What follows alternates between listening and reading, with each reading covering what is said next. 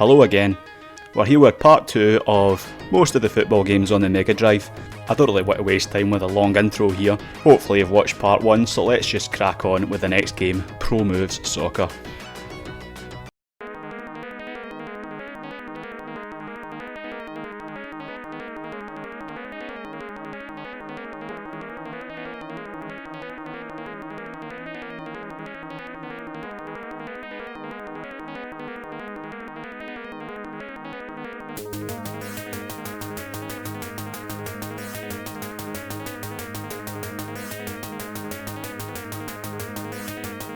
There's something a bit odd about Pro Moves Soccer right from the off. Just listen to that music. It's like something you'd hear in a hallucination scene in Hotline Miami or something. It's kind of unsettling and sinister. I mean, I actually quite like it, but I had a wee look at the game's Wikipedia entry, and it was only Jesper Kid that did the music. You know, Assassin's Creed, one of the great modern soundtracks, that was him. He's done lots of good stuff like the old Hitman and Borderlands games. My personal favourite of his probably being the Mega Drive Batman and Robin game. I somehow doubt Jesper was told to write a football song and this is what he came up with. I think it was probably more of a case of, oh, they didn't want this for Batman and Robin, just want it? Here, you can have it. But aye, there you go, learn something new every day. But back to the game, in the main menu, what is up with that guy? How creepy is that? What I did appreciate about this one is that there's at least a training mode. You don't get a layout of the buttons in a lot of Mega Drive games, presumably because back then everyone actually read the instructions, but in cases like this it's nice to have just to get grips with the mechanics without immediate pressure from the computer. What you can see from the footage here is that another odd aspect of PMS is that like quarter of your screen is taken up by the radar, a portrait of your player and their stats. Like why they felt this necessary, I don't know. But this cartoony looking creepy music just gives off a weird overall vibe. And oh, if you thought the guy in the main menu looked weird, Jesus. Team selection is just international teams, and it has the kind of inconsistencies that we've come to expect. So, Scotland are dressed like Russia, Italy are dressed like Bulgaria, England are dressed like Dortmund, and Romania hasn't been spelt that way since 1975. And again, why do you make team selection so difficult? Why do I need 3 buttons to pick a team? Just let me go left and right. It's a weird game to play too. The A button seems to take control away from your guy with the ball. I really don't know what else it's meant to do, but you can do mostly everything with the B button it seems. You need to manually switch player every time you pass the ball and want to receive it too, otherwise they'll just stand there, so a patient passing game is kind of out the question. You can see the computer AI is quite aggressive too. For some reason that wasn't a penalty. So aye, it's a pretty broken game to be honest, but part of it is kind of fun. Dribbling has quite a nice kind of slalom-y feel, there's a nice sense of inertia to it. It actually wouldn't feel out of place in an ice hockey game, and the shooting feels quite snappy and does generally go where you want it to go. I didn't have any joy actually scoring, mind you. Oh aye, and I like the way the ref stands and rotates on one leg before giving it a booking, but aye, overall there's fun to be had. I imagine more so in 2-player, but if you don't want nightmares, maybe just stay away. Penalty! Yeah! Now we've got Ultimate Soccer. What surprised me at first was that Sonic was all over the menus for this game. I thought maybe it's more of a cartoony affair, but it's not really like that, it's just a bit strange, like Sonic's all over it. You'd think it'd be called SEGA Ultimate Soccer, but it's not. The next thing I noticed were the options. There's a lot of them. Wind, ball control, inertia, and like some of these have like 5 different settings. Ball control has normal, tight, push, loose, dribble, like what do these all mean? I guess if that's your thing, you're spoiled for choice here though. Inertia seems like an awfully vague term here too, like that's like saying, oh, can we turn like matter off in this game? Like, one thing that's a bit annoying is when you do choose an option, it does take quite a while for the screen to transition because they want to play this wee animation. What I will say though is we do have a nice normal team selection menu, probably the best we've seen so far. So, with Sonic and all these options going into the game, I was pretty intrigued, but then I started playing it. It's not the worst game in anything, but it's pretty hard to look at. I think it made me seasick. It's got that kind of deadly combination of being a really fast game with a really slow frame rate. Not ideal. The computer's really aggressive too, but they are at least punished for it. You can see I'm 5-0 up against Mexico here, but that's mainly because I think they were down to about 7 men at this point. The buttons are weird too. The A button will sometimes shoot, but most of the time your players will literally just fall over. So I don't know if I was using the right button to shoot, because despite scoring plenty of goals, my shots always felt really weak. You can play indoor 6-a-side, but the pitch felt roughly the same size and I couldn't really manipulate the tactic of bouncing it off the wall, which is what you're looking for in an indoors mode really. So I think overall, I mean, you can see they were trying some fancy scaling with the pitch here, which they were probably trying to make the game's USP at the time, but that kind of thing was probably better suited to the SNES I think with the Mode 7. Now, Ultimate Soccer did have a sequel a couple of years later in the form of Striker. Now, I had Striker on the SNES, or at least had a loan of it for a really long time, I can't quite remember. I remember quite liking it though, and I thought, oh no, my memories were they like rose tinted of this? Is it as bad as Ultimate Soccer? But nah, Striker's a good bit better. They've really sorted out the scaling or whatever it is, and the game just runs a lot smoother now. The shots feel much weightier too. And this one's about club teams, all fake teams like Liverpond and Tottenham, and players like Jamie Kidnap instead of Redknapp. You can edit these too though, just like in Sensi. If you feel necessary, you can even ethnically cleanse your whole team.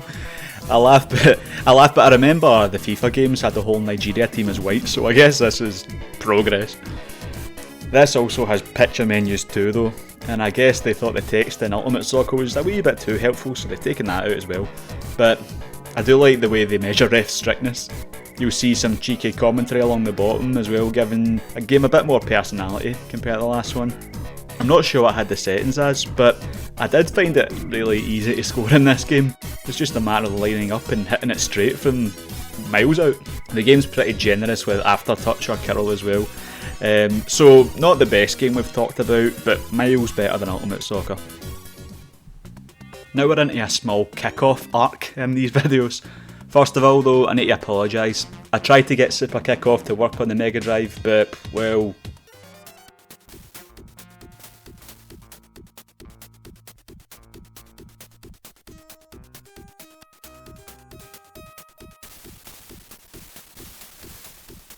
So what you're seeing here is the SNES version. I did play a bit of the Mega Drive one on an online emulator though, and it was pretty similar. To be honest though, I've always found the kick-off games like stupidly fast and difficult. I was getting pummeled in this first game and I just gave up really. I'm not saying it's bad, it's just that I'd rather that if I didn't like a game, I'd rather it be really rubbish so I can make fun of it. Which brings us nicely to Kick-Off 3 European Challenge. Well, at least there's some clear, well laid out options here. Although I don't quite understand what skill level for P1 means, I mean surely that's down to me. But what you can't really see in this video is how temperamental the menus were in terms of button input. I'd press down and it jumps down a few spaces. It was really difficult to move one option at a time. Selecting myself as Arsenal and the computer as Leeds here really took more effort than it should have. You see again we've got fairly decent sound alikes. Winterburn, Adams, Merson. I thought I had Hitler for a second there. On the pitch, I'm just going to let the pre-match speak for itself.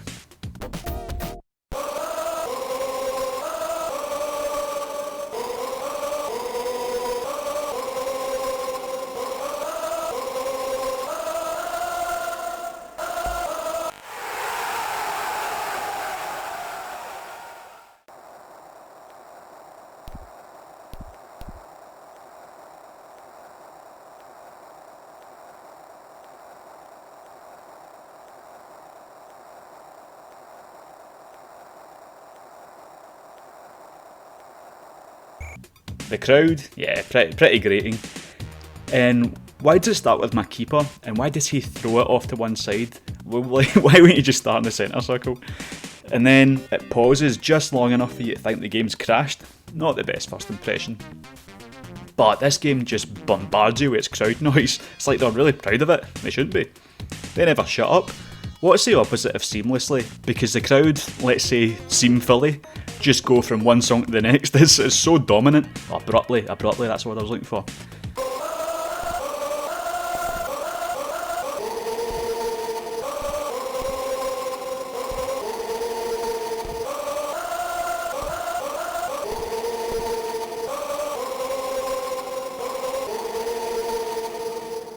Look at that running animation too. It's like going to the bathroom in front of a lot of people and not caring.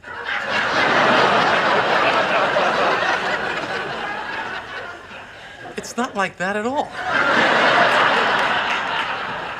But on the pitch, it's a little like Italia 90, just in terms of how the games play out, just a midfield battle. Whenever I thought I was making some headway, my guys would just decide not to receive the ball. I think the footage kind of speaks for itself here. You can probably tell this one isn't much fun to play, and just look how long substitutions take.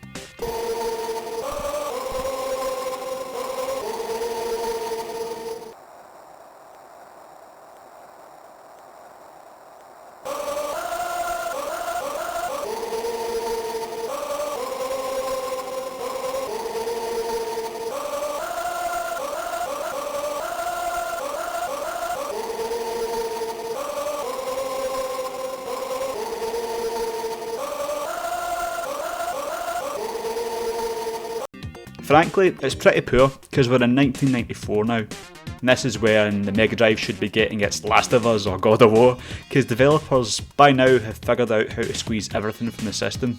But I'm going to put my reputation on the line and say that Kickoff 3 European Challenge doesn't quite hit the heights of those two Sony exclusives. I did manage to score at the end at least, and to me it looked like I was giving the crowd the old Steve Austin double finger salute, so there's that. Now, the old Kickoff games were created by a guy called Dino Dini. In 1992, Dino left Anco kept the Kickoff name, but Dino went to Virgin and created a new game, Dino Dini Soccer.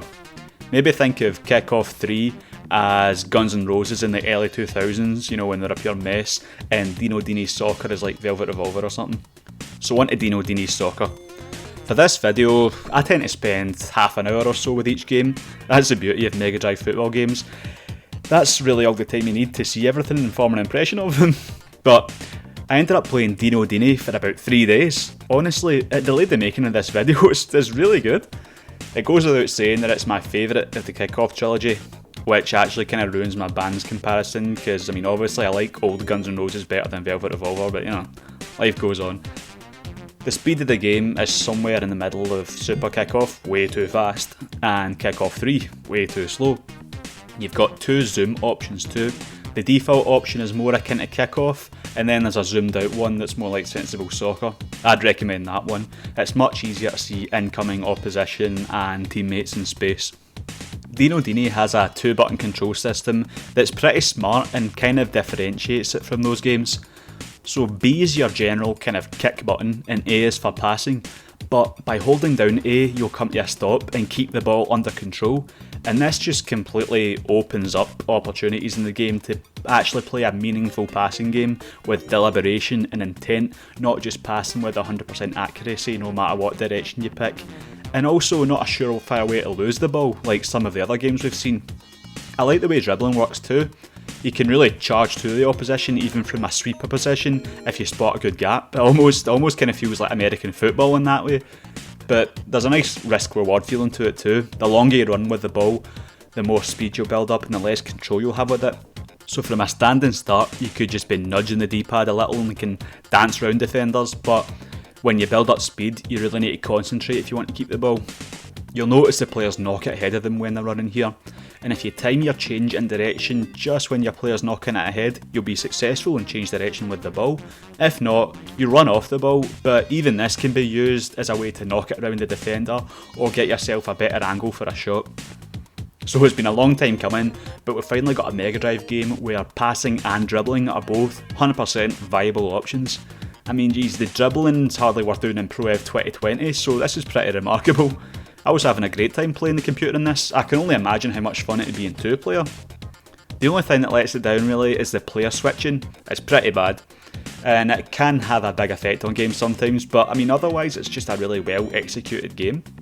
So the gameplay's great. What else is worth mentioning? Well, I like when you score, your player will sometimes run back to the centre circle still celebrating. Like, imagine in real life someone scores, they run back to the centre circle and just do a full somersault right in the opponent's face. I could see maybe like Kevin Prince Boateng doing that or something. I also like the thought of a casual somersault on your way back to goal celebrating, you know, like a wee consolation goal somersault. So just to finish up with a couple more random observations, it's all international teams. You can play a nice recreation of the 94 World Cup. Players are all fake.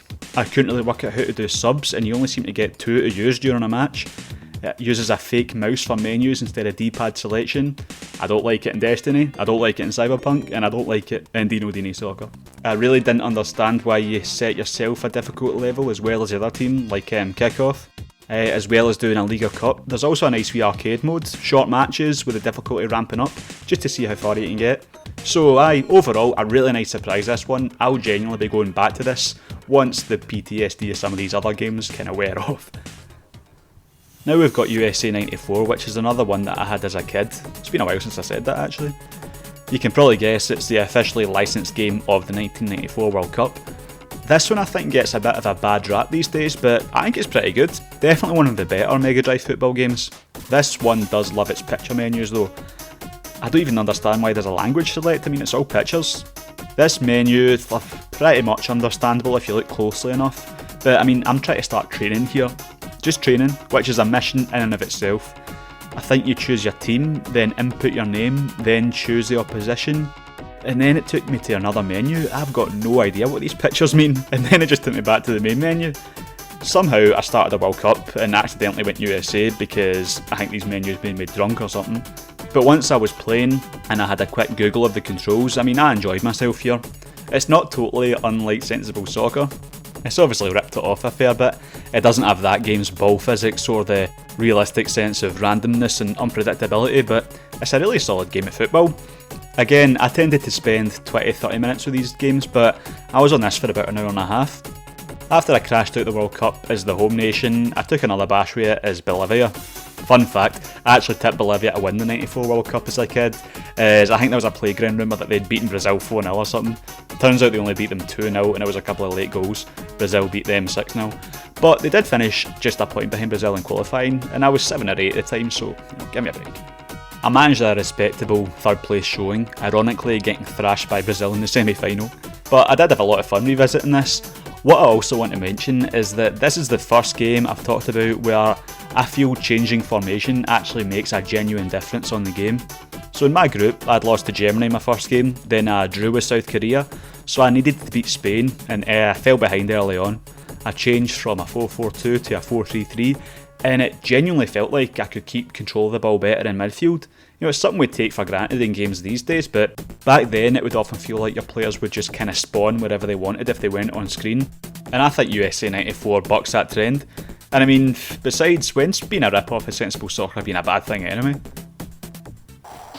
Moving back to the isometric plane, we've got FIFA Pitch Soccer, or Head-On Soccer as it's known in the States. I didn't have this one, but I do remember renting it. This one's a bit more arcadey than most games here, which is frankly quite a nice change of pace. The isometric view is obviously inspired by FIFA, but the gameplay feels a bit more like, an arcadey, like a Taito or SNK game. FIFA Pitch kind of encourages you to break the rules. You can turn fouls on or off, but even when they're on, they're pretty lenient. What sets FIFA Pitch apart though is that you have these star players with different characteristics. So the A button does passing and slide tackles, B shoots and generally just kind of kicks people, and C is your player's special action. This could be like a special fire shot, hurdling tackles, a banana shot, or my favourite, like the big fat guy that just shoves everyone out the way. Reminds me of a big Offengawi in Jonah Lima Rugby. I think there was a guy that could dive as well. It was meant to be like Klinsmann, but I couldn't find him. Now I'm playing these games with a PS4 controller, but unfortunately it only gets recognised as a 3-button Mega Drive controller, and there doesn't seem to be an option to be able to recognise this as a 6-button controller, and some of these games utilise this, with FIFA Pitch being one of them, so I played a bit of the SNES version here just so I could see how it should be with all the buttons functioning. When I first started playing, I couldn't find an option just to do a friendly match, so I went straight into the tournament because it looked like that was my only choice. The way tournament works is that you start off with a team of jobbers with no special abilities like the Master League Originals from Pro Ev, and with each win you get to recruit one special player. I mean, I know we moan about games nowadays holding your hand too much, but I could really use some of this, to be honest. I was playing my first game and my team seemed rubbish, and I felt the game was kind of boring. I didn't know why I wasn't doing these star actions. I didn't know I didn't have any. But that's a decent mode if you know what you're doing, and that's what you want to do. But I was thinking that was all there was to the game, but then I did find the friendly mode, and then I found teams like Brazil and Italy were chock full of star players, and I had a lot more fun. Just, shoving guys and hitting banana shots. So it's decent shallow fun, this one actually. Another big hitter here, we've got ISS Deluxe. I don't know about you, but I always associate ISS more with the SNES than the Mega Drive. The original never came out on the Mega Drive, but the sequel, Deluxe, did, which is what we're looking at. But unfortunately this falls victim to the lack of 6-button controller badly. ISS is designed with at least 4 buttons in mind. I think it's the only Mega Drive football game with a dedicated sprint button, but you need a button to sprint, one to shoot, one to pass and one for a long ball, and it seems like there's just been like zero effort made to compensate for 3-button users. You just have to forgo one of these essential functions. I don't know, if it was up to me I'd have maybe made dashing automatic or made it a tap and hold, but you're pretty much screwed. With that being the case, I played a bit of ISS on the SNES version just to refresh my memory for this video, because I couldn't not play without dashing like the game wanted me to do. But I know this game pretty well, so I think I can talk about it alright. The ISS series would obviously later become the PES series, or Pro Ev as I call it, and it's by far my favourite football series. I think it's only Metal Gear really that rivals it as for a game series as a whole. I played tons of these on the SNES, but I think the games really came into their own on the N64, with ISS 64 and 98, not so much 2000. Then the series completely changed and got even better on the PS1 and PS2 and changed its name to Pro Evolution, but Deluxe. ISS Deluxe on the 16-bit consoles is great too, much more tactically deep than anything we've seen so far.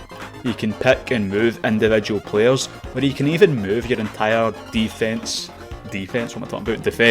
midfield, attack, further forward or back separately. I'd like them to do that today, it's pretty cool moving all your players in a group. I always enjoyed scenarios in this game as well, something I'd not seen before in a game, and again, something I'd like to see brought back today. The last time I remember a game using this was the 2010 World Cup game, and they were great. These have you play out and recreate famous games from the past, so maybe you start the scenario with a corner kick and you need to score 2 goals in the last 5 minutes, something like that. My personal favourite, you're playing as England and you can't face the shame of drawing with a team from Asia. Yeah, there's that. So I should say ISS is made by a team of Japanese guys, so I think if they're alright with it, fair play to them. I love the look of this game too, and I actually think the Mega Drive version looks a bit better. And on the pitch there's just more options available to you as a player. You can do some like step overs, flick it up for yourself for a bicycle kick, or do a rainbow flick as well. This is something we've not really seen the like of so far on the Mega Drive. All the players are fake, but there's definitely some recognisable faces in there. You can see that's Batistuta and Caniggia up front for Argentina all day long. And these players will actually genuinely feel different from each other, which is again unheard of at the time. But the main problem with ISS is that it's almost impossible to score unless it's from a rebound. Maybe I'm just a bit rusty, and maybe there's a way to add aftertouch that I've not figured out how to curl the ball or something. The rest of it is great to play. Passing, dribbling, long balls, tackling, all feel really good, and it's definitely the closest thing on this list to modern era football games. But when you take away the joy of scoring goals, you do handicap the game quite a bit. But if you figure out how to score a variety of goals, it's probably the best football game on the console. And finally we've got Total Football, like the Dutch. Alarm bells rang right away when I saw that this was Acclaim, the ones that did Ryan Giggs Soccer, the worst game I've covered so far. But I was reassured to see it was a Richard Walker game, whoever he is. Well, it's a real shame we're ending with this one because it's awful. Maybe the worst, right up there with Giggsy and Pele. It's got those Pele controls again where holding up makes you run diagonally. Even Pele realised this was a mistake and fixed it for the next game, but 2 years later Total Football tries it again. And I don't know, I think I've used up all my funny material on slagging bad football games at this point, so I don't know, what did I like?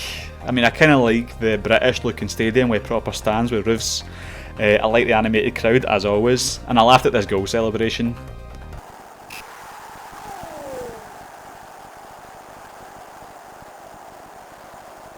Both for the voice sample and everyone doing a somersault. I could only manage one game of this though, it was anything you care to mention about it is just poor, so just stay away. Frankly, a shocking effort for 1995. So there we have it, the vast majority of Mega Drive or Genesis football games. There were ones that were just as good as I remember like Sensei, ones that weren't quite as good as I remember like FIFA, Ones that I thought weren't going to hold up that well, but were actually pretty good, like USA 94. And then there was Dino Dini, one that I'd not played before, but really enjoyed. I won't be ditching in Pro Evolution Soccer 2021 anytime soon, but it's definitely refreshing to play something different feeling football games, and like I said way at the start of the video, it's something I think FIFA, Pro Ev, and most importantly ourselves would benefit so much from. High tide raises all ships and all that. So I hope you've enjoyed this retrospective, maybe as a bit of hangover comfort food watching, and let me know if you want to see something else like SNES football games or Mega Drive ice hockey games. If you did like the videos, please give them a like or subscribe or comment or anything, just to help its visibility on YouTube. And thanks for watching.